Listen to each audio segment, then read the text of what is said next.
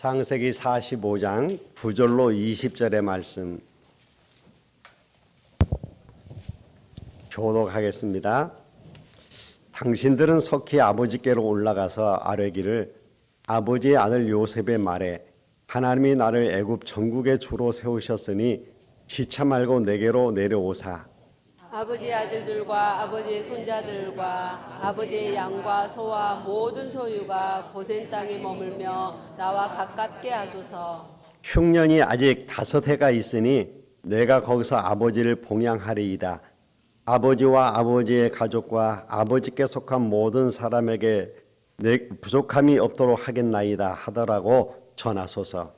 당신들의 눈과 내 아우 베냐민의 눈이 보는 바 당신들에게 이 말을 하는 것은 내 일이라. 당신들은 내가 애굽에서 누리는 영화와 당신들의 본 모든 것을 다 내 아버지께 아뢰고 속히 모시고 내려오소서 하며 자기 아우 베냐민의 목을 안고 우니 베냐민도 요셉의 목을 안고 우니라. 요셉이 또 형들과 입맞추며 안고 우니 형들이 그제서야 요셉과 말하니라. 요셉의 형들이 왔다는 소문이 바로의 궁에 들리매 바로와 그의 신하들이 기뻐하고 바로는 요셉에게 이르되 내 형들에게 명령하기를 너희는 이렇게 하여 너희 양식을 싣고 가서 가나안 땅에 이르거든 너희 아버지와 너희 가족을 이끌고 내게로 오라. 내가 너희에게 애굽의 좋은 땅을 주리니 너희가 나라의 기름진 것을 먹으리라. 이제 명령을 받았으니 이렇게 하라. 너희는 애굽 땅에서 수레를 가져다가 너희 자녀와 아내를 태우고 너희 아버지를 모셔오라. 또 너희의 기구를 아끼지 말라. 온 애굽 땅에 좋은 것이 너희 것임이니라. 아멘. 새 가족들이 어떤 응답을 붙여와야 되겠습니까?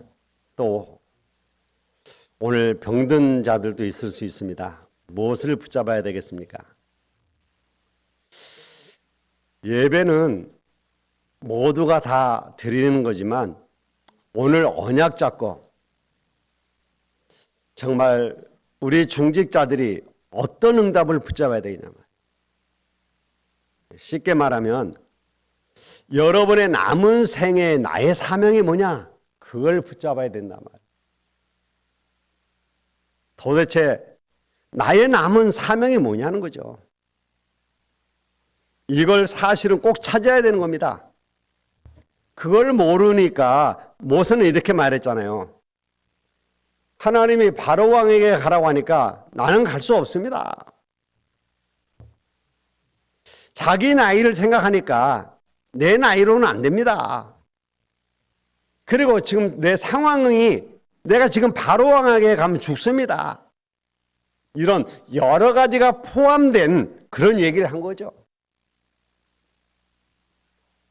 하나님은 아직 모세에게 시작도 안 했는데 이와 마찬가지로 혹시 여러분들도 잘못하면 그 덫에 걸릴 수 있단 말이에요. 평생을 응답 못 받고 살아야 되는데 안 되잖아요. 심지어 기도의 사람이라고 하는 엘리야도 그랬다니까요. 나는 이제 더 이상 할 수 없습니다. 그 착각까지 했어요. 다 죽고 나만 남았습니다. 그러니까 저도 이제 불러가 주십시오. 우리가 대부분이 신앙생활을 그렇게 하는 사람들이 많아요. 하나님은 아직 시작도 안 했는데 더 이상 할 수도 없고 나는 이제 힘도 없고 아직 하나님 시작도 안 하셨는데 나는 그렇게 자꾸 얘기한단 말이에요. 그때 하나님이 강한 바람 속에서도 아니고 조용한 가운데 말씀하셨죠. 너 말고도 7,000명 남겨두었다. 엘리사를 불러 후계자로 세워라. 아합 왕은 내가 바꾸겠다. 여러분, 우리가 알지 못하는 크고 비밀한 일들이 있다니까요. 바울이 받은 응답은 제가 볼 때 신약시대 응답 중 최고의 응답을 받았어요. 여러분, 우리가 태어나고 죽는 것은 하나님의 손에 달려 있습니다. 여러분이 한국에 태어났다? 하나님의 뜻에 있어요. 나는 혹시 원하지 않았지만 저 미국에서 태어났다? 하나님의 뜻이 있다니까요. 그래서 하나님의 절대 주권 속에 여러분이 남아있는 거예요. 아무도 바꿀 수 없는 겁니다. 애굽이 많은 나라들을 정복했습니다. 또 바벨론도 많은 나라들을 정복했습니다. 로마도 그랬습니다. 그런데 그게 성공한 게 아니라니까요.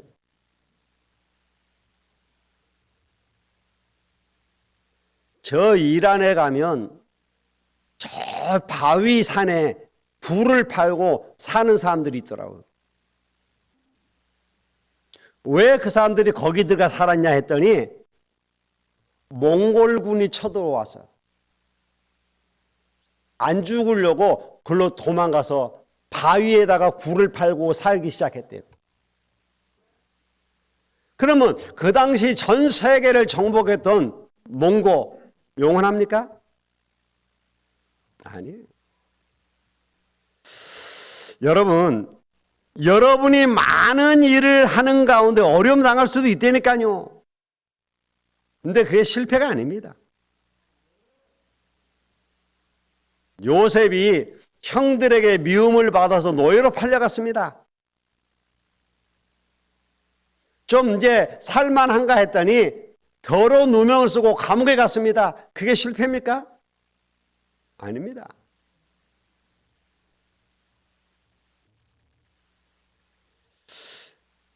오늘 우리는 알아야 돼요. 하나님의 절대 주권 속에 남아있다는 걸 모르기 때문에 성공이다 실패다 우리는 그렇게 얘기한단 말이에요. 여러분, 오늘 우리가 분명히 알아야 돼요. 요셉의 그 모든 여정이 하나님의 절대 주권 속에 있었던 겁니다. 거기에는 하나님의 놀라운 계획이 있었던 거죠. 그걸 모르면 우리는 낙심할 수 있다니까요. 그걸 모르면 원망할 수 있습니다. 우리는 알아야 돼요. 하나님의 절대 계획이 뭐냐? 그걸 찾아내야 된다니까요. 하나님이 이 시대에 나를 여기에 살게 하신 이유, 나를 이런 집에 살게 하신 이유, 이 가문으로 보내신 이유, 이 교회로 보내신 이유 찾아내야 돼요.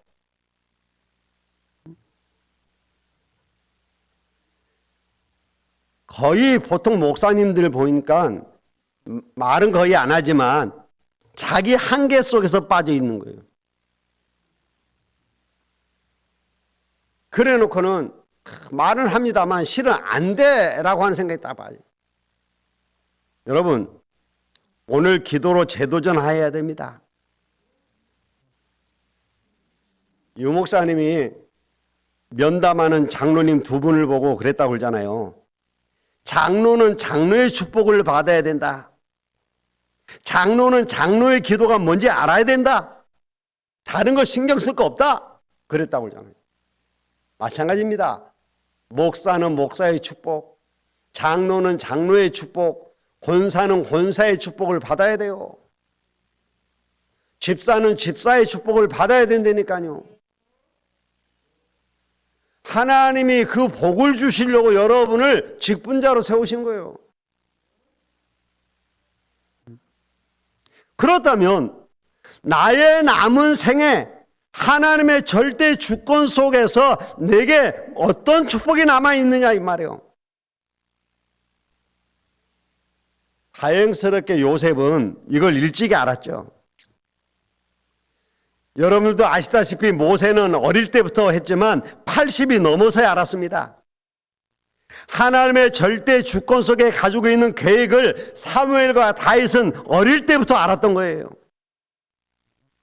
그래서 알고 보면 조금 빨리 아느냐 늦게 아느냐 이거밖에 없어요. 빨리 알면 좋겠죠. 그런데 거의 대부분의 사람들이 이걸 모르고 살아간다니까요. 그러니까 요셉의 형들처럼 사는 겁니다. 뭘 먹을 거냐? 왜 요셉 너는 우리보다 좋은 옷을 입고 있느냐? 우리가 어디 살 거냐? 맨날 그 얘기하는 겁니다. 그러다 요셉의 형들은 평생을 얻어먹고 산 거예요. 그러나 요셉은 하나님의 절대 주권 속에 있는 나의 사명이 뭔가를 깨닫는 겁니다. 이걸 놓쳐버리니까 불신앙 속에 빠져 살게 되는 거예요. 여러분, 불신앙이라고 하는 게 아주 무서운 거예요. 암 같은 존재라고 그러잖아요. 얼마만큼 무서운 줄 아십니까? 정신질환자가 틀린 말을 막 합니다. 우리가 볼 땐 분명히 저 틀린 말인데 그 사람은 그게 맞다고 확신하는 거예요. 무섭습니다. 거짓말 하는데 그게 맞다고 생각한다니까요. 불신앙이라고 하는 게 그렇게 무서운 거예요. 그러니까 나중에는 굉장히 어려운 영적 문제 속에 빠져들어 버리는 거죠. 그래도 못 나옵니다. 이만큼 불신앙이라고 하는 게 무서운 거예요. 자, 바울이 큰 응답 받기 이전에 무슨 일이 있었는지 아시죠? 여러분들도 아시다시피 다메섹 도상을 걸어가는데 위에서 빛이 비춰지는 겁니다. 그래서 바울이 깜짝 놀라서 말에서 떨어졌단 말이에요. 근데 사울아 사울하고 이름을 부른단 말이에요. 여러분 같으면 어떻겠습니까? 주연이시니까. 나는 네가 핍박하는 예수다. 거기서 모든 답 다 냈습니다.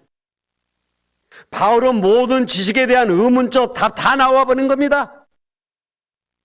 내가 너를 이방인에게로 보는 왕들 앞에 세울 택한 나의 그릇이다. 여러분, 오늘 정말 주님을 만나는 체험해야 돼요.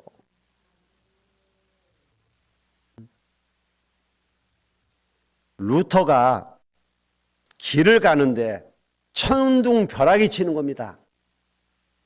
그런데 같이 가던 사람들 옆에 있는 사람이 죽었어요. 벼락 맞고. 자기가만 산 거요. 그때 깨달은 겁니다. 하나님이 나에게 나신 사명이 뭐냐. 그래서 그때부터 세계를 바꾸는 일이 일어난 거예요. 그래서 여러분 오늘 질문하고 깨달으셔야 된다니까요. 여러분은 가치 있는 사람입니다. 가치 정도가 아니죠. 여러분이 정말 그 질문을 한다면 반드시 응답이 오게 돼 있어요. 나에게 남아있는 하나님의 절대 주권 속에 있는 응답이 뭐냐 이거예요. 이걸 깨달았던 바울이 사도행전 13장에 파송되잖아요. 그런데 그 파송 그 멤버 중에 생각지 못한 사람이, 이해가 안 되는 사람이 있었다니까요. 누구요? 헤롯의 젖동생, 친동생이라는 얘기죠. 그 복음을 핍박하는 헤롯의 동생이 있었어요. 상상도 못할 일이죠. 여러분, 우리가 저 사람은 안 돼, 저기는 안 돼라고 하는 거기에 하나님이 예비해 놓은 제자가 있을 수 있다는 사실이에요.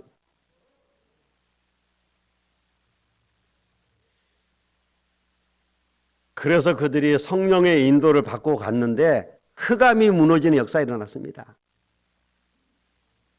여러분, 약속 붙잡고 기도하세요. 요셉이 그 어려운 가운데서도 하나님의 약속을 붙잡고 기도의 비밀을 누렸던 겁니다. 여러분이 약속 붙잡고 계속 기도하면 기적이 일어납니다. 계속 무시로 기도하면 시대가 변하는 역사 일어나요. 약속 잡고 기도하면 모든 영역에 하나님의 증거가 나타나기 시작합니다.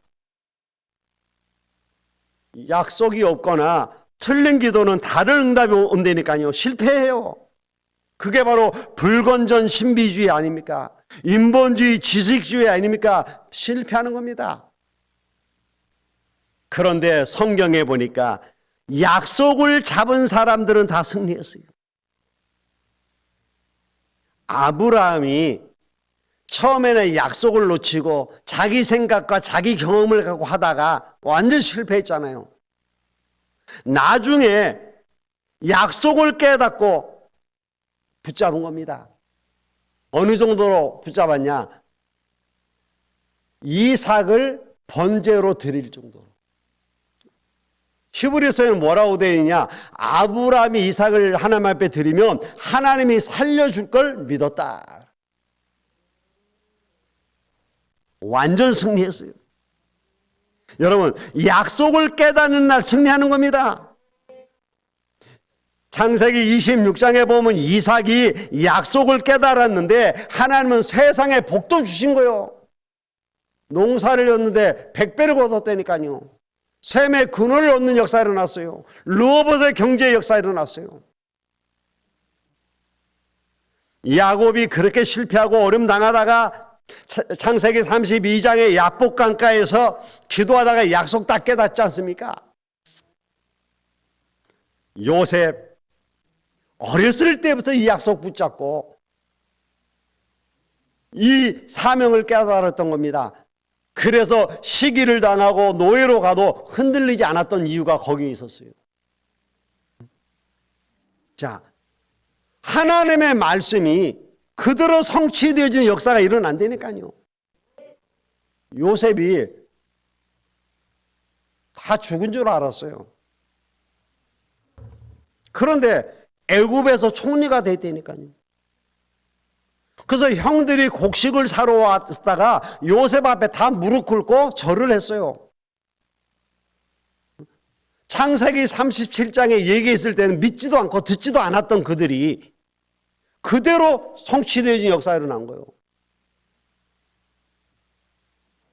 요셉이 이제 형들을 보고 자기 친동생 베냐민을 보고 나니까 감정을 억제하지 못하잖아요.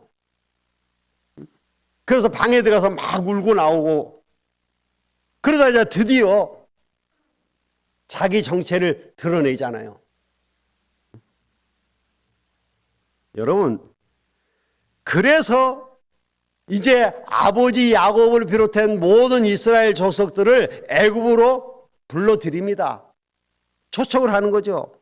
근데 이게 그냥이 아니라니까요. 창세기 15장 9절로 13절의 성취예요. 창세기 15장에 어떤 사건이 있습니까? 아브라함이 예배 한번 잘못 드렸는데 이 땅에서 400년 동안 객이 될 것이다 그랬어요. 그것이 이제 이루어지는 거예요. 여러분, 예배가 얼마나 중요한지 아셔야 돼요. 창세기 4장에 가인이 예배 한번 잘못 드려서 완전 실패했잖아요. 예배 성공하는 자 되시길 바랍니다. 마태복음 4장에 보면 사단이 와서 예수님을 시험할 때에 마지막 얘기 뭡니까? 경배 대상 바꿔라 이거요. 예배 실패하기를 원한다니까요. 사단은 우리가 예배를 놓치길 원합니다. 속지 마세요. 정말 예배를 함고 하나님의 약속을 붙잡은 자는 어딜 가든지 승리하게 되어 있어요.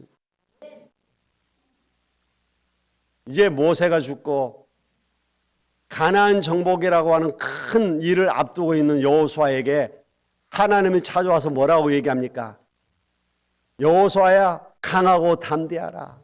두려워하지 말라. 놀라지도 마라. 왜? 두려워할 일이 있으니까. 놀랄 만한 일들이 있을 거니까. 그러면서 하신 말씀입니다. 내가 모세와 함께한 것처럼 너와 함께하겠다. 여러분, 우리 제1 인생 캠프가 뭐라고 그랬어요? 여호와가 나와 함께하는 비밀을 누리는 게 인생 캠프예요. 하나님이 나와 함께할 수 있는 망대를 세우는 거란 말이에요. 그럼 이제 제2의 인생 캠프는 뭡니까? 내가 누린 이 응답의 비밀을 가지고 다른 사람을 살려내는 겁니다. 나의 가족을 살려내는 거예요. 나의 현장을 살려내는 겁니다. 나를 만나는 모든 사람을 살려내는 거예요. 오늘 아직도 흉년이 5년이나 남았잖아요. 양식을 갖다 먹는 것도 한계가 있는 겁니다. 그들을 살려내야 돼요. 그래서 지금 초청을 하는 겁니다. 그런데요, 이게 그냥이 아니라니까요. 이게 창세기 12장 하나님이 아브라함에게 주셨던 약속의 시작이었어요. 이게 애굽에서 요셉과 믿는 자의 승리와 시작이었습니다. 정말 하나님의 약속을 믿는 이스라엘은 승리했습니다. 어디를 가든지 하나님이 함께 하시기 때문에 승리할 수밖에 없었죠. 그런데 이것을 놓치는 날 무너지는 거예요. 그래서 저와 여러분이 5가지 확신 딱 가져야 된단 말이에요. 어떤 확신이요? 여러분이 예수 그리스도를 믿는 순간 여러분 하나님의 자녀가 되셨어요. 구원의 확신. 흔들리지 마세요.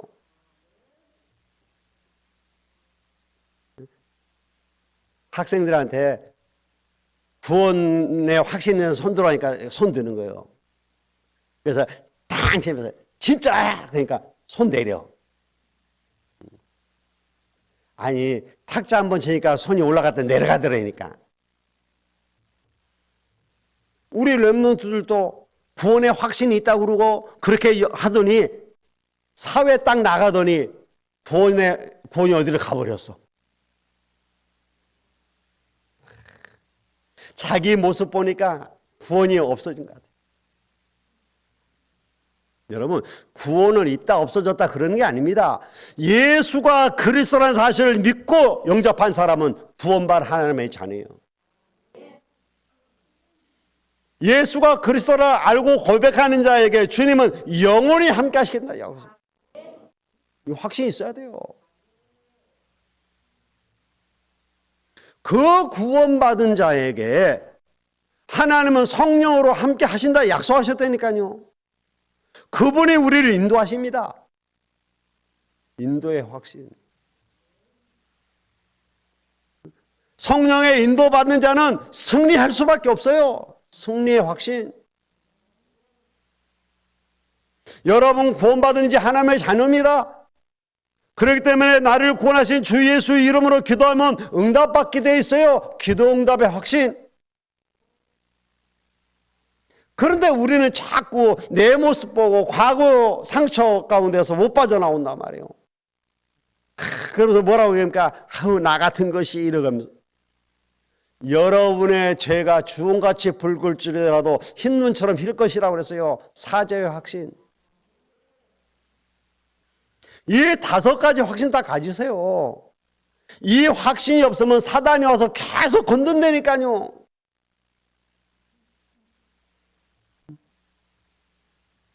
자, 그러니까 이게 야곱의 가족이 지금 애굽으로 내려오는 게 아무것도 아닌 것 같이 보이지만 이게 전 세계를 살리는 하나님의 증거의 시작이었단 말이에요. 애굽의 능력을 보이기 시작한 겁니다. 노예였는데요, 괜찮습니다. 노예였음에도 불구하고 이스라엘을 통해서 하나님 10가지 기적을 통해 하나님의 살아계심이 증거되어졌잖아요. 이제 저와 여러분을 통해서 하나님이 되심이 증거되어져야 돼요. 하나님은 우리에게 증거를 주시겠다고 분명히 약속하셨습니다. 그래서 증인이 될 것이다 그랬잖아요. 하나님은 모세를 부르셔서 하나님의 계획을 알려주었잖아요. 뭐 하는 날? 예배 회복하는 날. 피 제사 드리는 날. 출애굽의 역사에 일어났단 말이에요. 우리가 올바른 예배 회복하는 날 역사에 일어납니다. 이 언약을 네가 장로들에게 말하고 이스라엘 백성에게 말하고 바로에게 말하라고 그랬잖아요. 여러분이 가진 이 복음의 비밀을 전달하는 날 하나님이 역사하시는 겁니다. 자, 세 번째, 성도에 대한 하나님에 대한 소원이 있어요. 하나님은 구원받기를 원할 뿐만 아니라 구원받은 저와 여러분에게 어마어마한 비밀을 주셨는데 성령으로 우리와 함께 하시겠다 그랬습니다. 그분이 우리를 인도하시고 역사하실 것입니다. 왜? 이게 구원받은 자의 신분이에요. 여러분이 잘나서 똑똑해서가 아닙니다. 하나님의 자녀이기 때문에. 우리 자꾸 착각한다니까요. 내가 열심히 하니까 아닙니다. 하나님의 자녀이기 때문에. 우리들도 자식을 키우면서 그러잖아요. 어떤 자식에게 더 마음이 가던가요? 똑똑하고 자기 혼자 다 맡겨놔도 다 잘하는 자녀는 그냥 신경 안 쓰잖아요. 좀 모자란 자식에게 더 마음이 가잖아요. 안 그래요?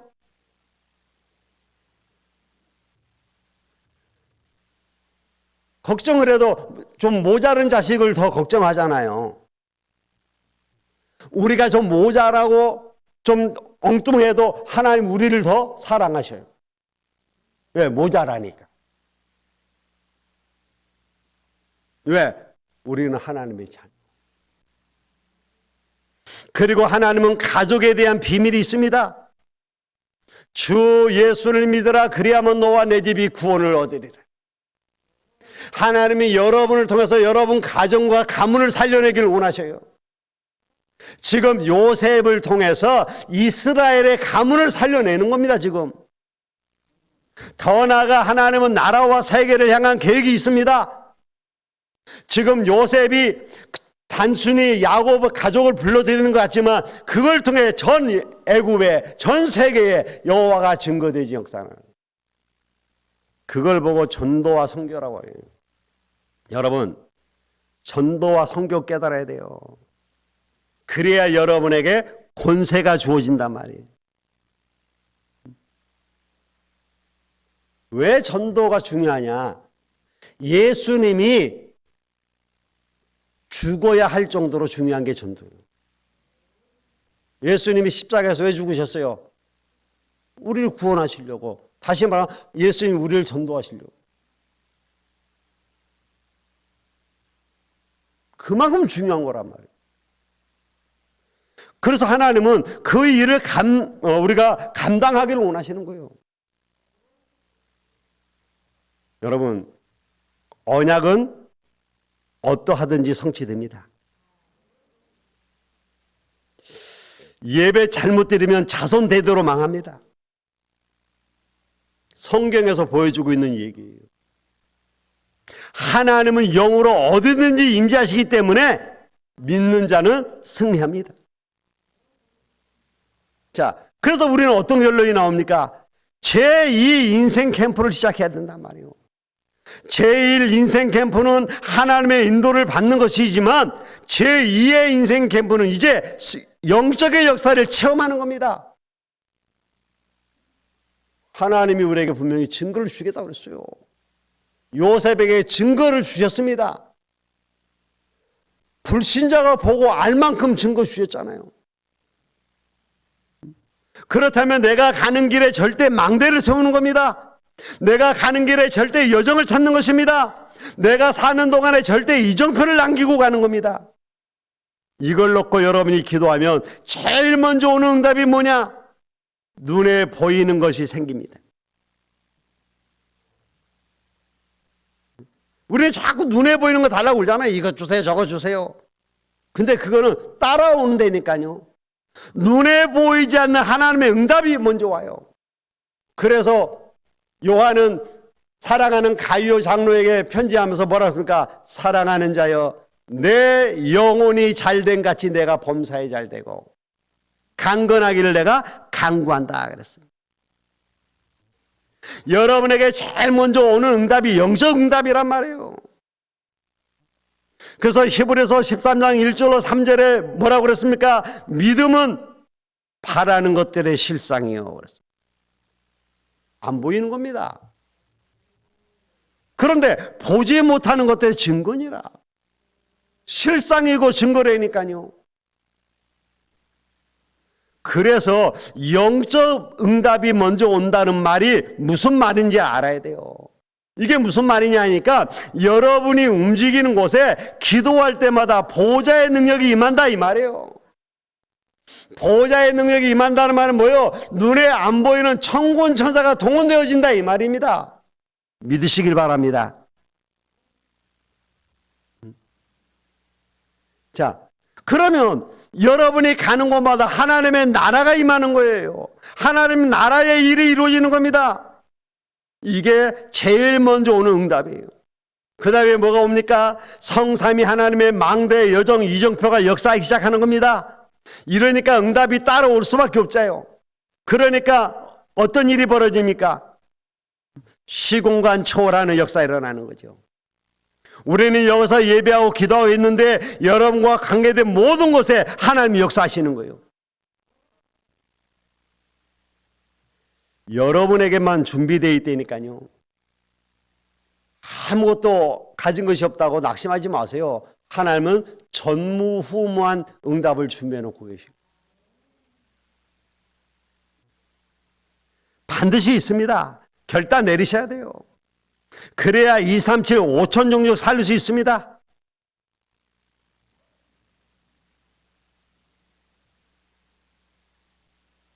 우리가 지금 올해 하나님이 구례 지역에 문을 연결해 주셔서 우리 김현수 준목님이 매주 지금 들어가고 있죠. 못할 때 연결이 안 될 때도 있어요. 그분들이 예배 못 드릴 때도 많아요. 그래도 꾸준히 가는 이유가 있습니다. 왜? 하나님이 열어주신 곳이기 때문에. 하나님이 예배 놓은 영혼 찾으러 가는 거예요. 어제 김종현 목사 어머니가 소천하셔서 장례식에 갔어요. 그 어렸던 원희 명희 신이 다 커갖고 인사하더라고. 명희 목사님 내가 둘째예요 그래. 그래 안다.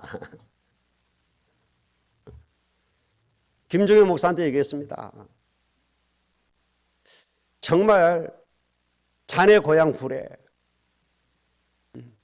기도하고 있을 거 아니냐. 우리가 지금 매주 들어오고 있다. 생각나는 자 있으면 연결시켜라. 여러분 고향도 좋습니다. 여러분이 알고 있는 사람도 좋습니다. 생각나는 사람 있으면 연결시키세요. 그게 캠프레니까요.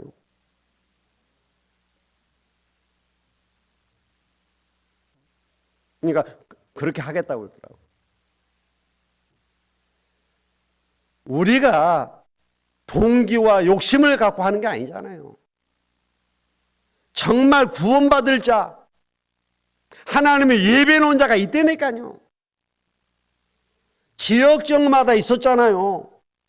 저 빌립보의 루디아, 저서 데살로니가의 야손, 고린도의 브리스가, 저 에베소의 두란노의 제자들 있었잖아요. 여러분의 모든 현장 속에 하나님의 예배 놓은 자 있다니까요. 그래서 올해는 우리가 캠프 원년의 해를 선포했고 내년에는 본격적으로는 캠프를 해야 된다. 그래서 12군데 지역을 정해놓고 이제 시작할 겁니다. 여러분 기도하세요. 여러분이 결단 내리면 돼요. 저는요 순간순간 믿음 잡고 결단 내렸는데 하나님이 역사하셨어요. 결단 내려야 됩니다. 우리 랩런트들 결단 내려야 돼요. 여러분이 진짜 결단 내리면 응답 온다니까요. 여러분 내 입장 내 수준으로 하지 마세요. 할 수 없습니다. 하나님이 하십니다. 하나님의 약속을 붙잡으세요. 여러분이 결단 내릴 때마다 하나님은 응답하실 것입니다. 나는 힘이 없지만 하나님은 할 수 있다니까요. 보좌의 능력으로 성령으로 충만케 하시겠다 약속하셨잖아요. 오늘 여러분 인생의 하나님의 절대 주권 속에 여러분이 해야 할 귀한 사명 찾는 축복의 시간이 되시길 바랍니다. 기도하겠습니다. 하나님 감사합니다. 오늘 결단 내리게 하옵소서. 내게 주신 하나님의 축복의 비밀을 누리고 전달할 수 있는 저희들 되게 하옵소서. 제2의 인생 캠프가 시작되어지게 하옵소서. 예수님의 이름으로 기도하옵나이다. 아멘. 지금은 믿는 자와 영원히 함께 하시고 전무후무한 응답을 통해 승인되길 원하시는 주 예수 그리스도의 무한하신 은혜와 아버지 하나님의 극진하신 사랑하심과 성령님의 감화감동 내주 충만하신 은혜가 제2의 인생 캠프를 시작하길 원하는 모든 성도들의 머리 위에와 저희 산업과 학업 위에 이제로부터 영원토록 항상 함께 계실지어다. 아멘.